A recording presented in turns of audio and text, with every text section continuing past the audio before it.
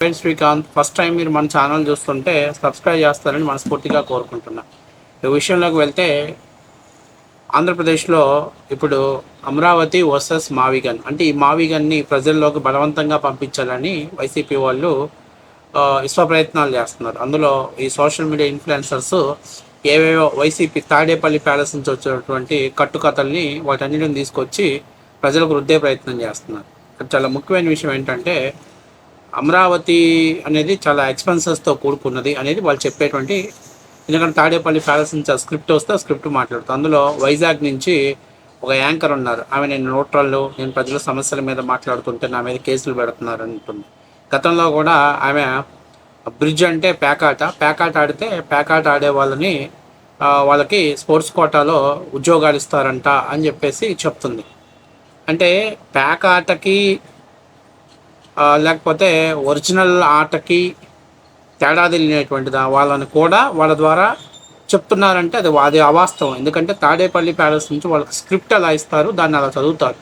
దాని మీద కేసు నమోదైనప్పుడు ఆమె బయటకు వచ్చేసి నేను ప్రజల సమస్యల మీద మాట్లాడితే కేసు పెడతారా అంటుంది. ఇక్కడ ఒక చిన్న విషయం గుర్తుపెట్టుకోవాల్సింది ఏంటంటే, ప్రజల సమస్యల మీద పోరాడితే కేసు పెట్టరమ్మా, ప్రజల సమస్యల్ని అంటూ తప్పుడు విషయాల్ని ప్రాపగండం చేస్తే కేసు పెడతారు.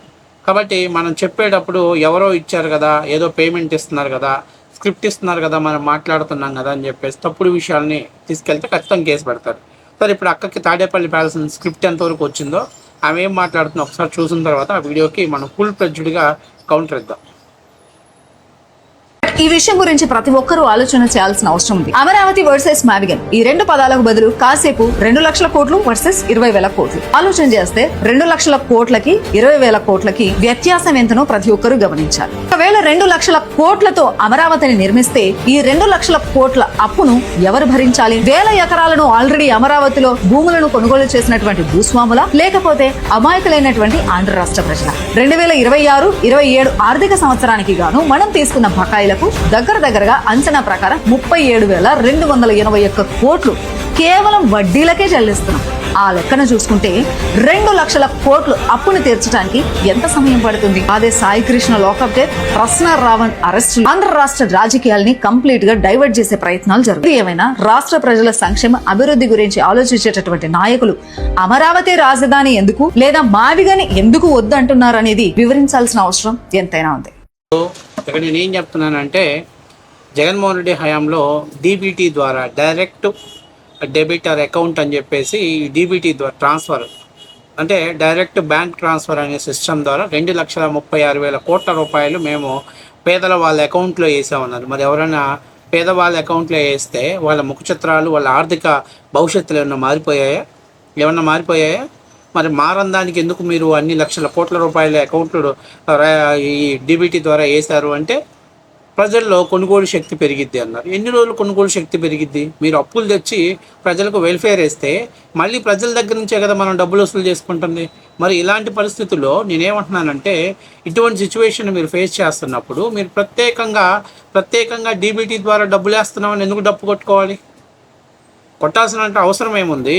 ఇప్పుడు అది కూడా దుబారా ఖర్చే కదా. ఇక్కడ చాలా ముఖ్యమైన విషయం, ఆమె అంటే 2 లక్షల కోట్ల రూపాయలు. ఎవరు చెప్పారు 2 లక్షల కోట్లు అని?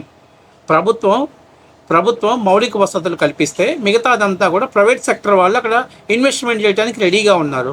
2014 నుంచి 2019 దాకా రాజధాని డిక్లేర్ అయిన తర్వాత ఆంధ్రప్రదేశ్లో ఊపు వచ్చేసింది. 19 నుంచి 24 వరకు దాన్ని సర్వనాశనం చేశాడు జగన్మోహన్ రెడ్డి. ఇప్పుడు నేనేమంటున్నానంటే, ఇంతకుముందు 3 రాజధానులు ఎందుకు పెట్టారా అని అంటే, వీళ్ళు వైసీపీ వాళ్ళు చెప్పే మాట ఎట్టుండదంటే, తాడి చెట్టు ఎందుకు ఎక్కేవరా తిమ్మన్నా అంటే దూడపిల్లకు మేత కోయటానికి అన్నట్టుండదు. వీళ్ళు ఇంతకుముందు 3 రాజధానుల కాన్సెప్ట్ ఎందుకు పెట్టారంటే, 3 ప్రాంతాలు అభివృద్ధి చెందాలి, 3 డెవలప్మెంట్ అవ్వాలి, భవిష్యత్తులో ఎప్పుడైనా విభజన చెందితే ఎవరికి వాళ్ళకు రాజధాని ఉంటుంది అని అంటారు. సరే, అది 3 రాజధానులు అనే కాన్సెప్ట్ తీసుకెళ్ళి ప్రజాక్షేత్రంలోకి వెళ్తే అది ఓడిపోయింది. ఒకడు మాట్లాడతాడు 3 రాజధానులు ఎందుకు కట్టారు అంటే, ఒక రాజధాని మునిగిపోయిన ఒక రాజధాని ఉండదు అంటాడు. అంటే అట్లాంటి పేటీఎం బెప్పంగాలు కూడా ఉన్నారు.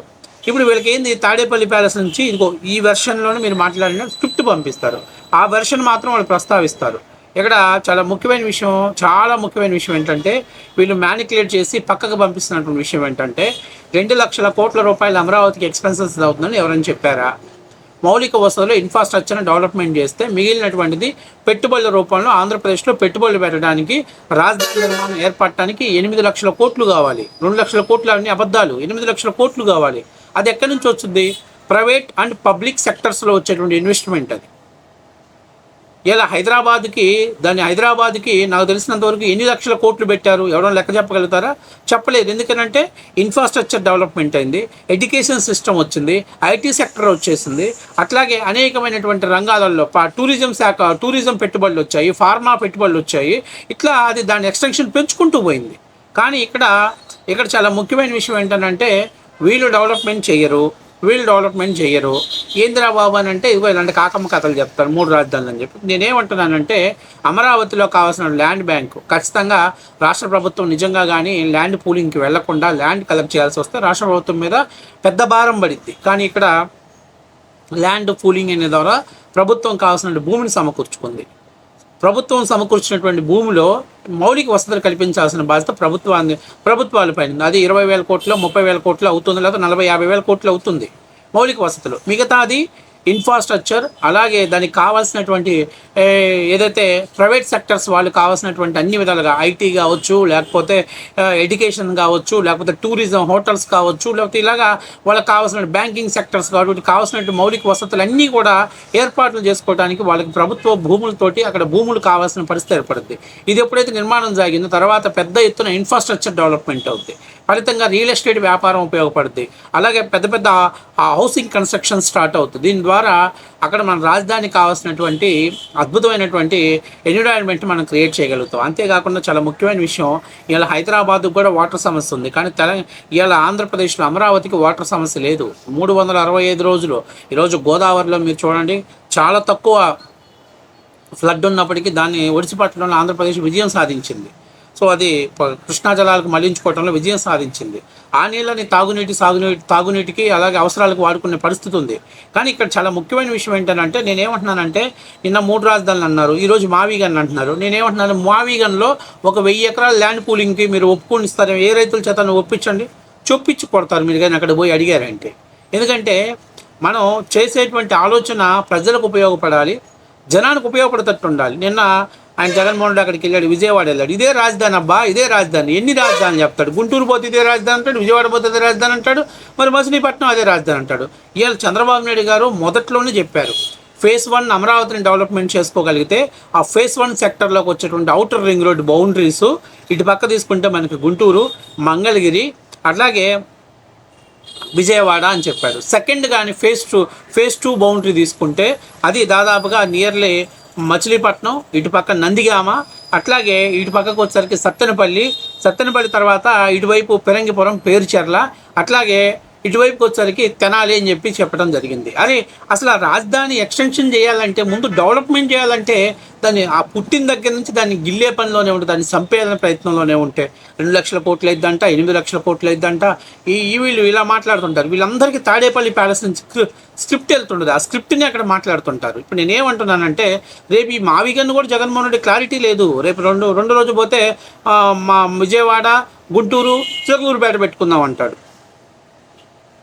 అంటే వాళ్ళ ఇష్టం, ఎలా పడితే అలా మాట్లాడుతుంటారు. ఎలా పడితే అలాగా ఇదొక విషయాన్ని ఫ్యాబ్రికేట్ చేసేటువంటి పరిస్థితి ఏర్పడుతుంది. వీళ్ళందరికీ తెలుసు మనం తప్పు చేస్తున్నాం, ఇది 100% తప్పు జరుగుతుంది అని తెలుసు. కానీ ఎందుకు వీళ్ళు డ్రామాలు ఆడుతున్నారంటే భవిష్యత్తులో మనం ఇబ్బందికరమైన పరిస్థితి ఏర్పడుద్ది. ఇది కేవలం వైసీపీ యొక్క ఎజెండా, ఒక కన్ఫ్యూజ్ వాతావరణం. తొందరగా రాజధాని అయిపోతే జగన్మోహన్ రెడ్డి పార్టీకి నూకలు చెల్లిపోతాయి, జగన్మోహన్ రెడ్డి పార్టీ ఇక పొలిటికల్గా సర్వే అవ్వలేదు అనేటువంటిది అక్కడ ఉన్నటువంటి విషయం. కాబట్టి ఇక్కడ చాలా క్లియర్ కట్గా చెప్తున్నా, వీళ్ళు ఇంక ఇదే విషయాన్ని ప్రాపిగేట్ చేస్తూనే ఉంటారు. ఇది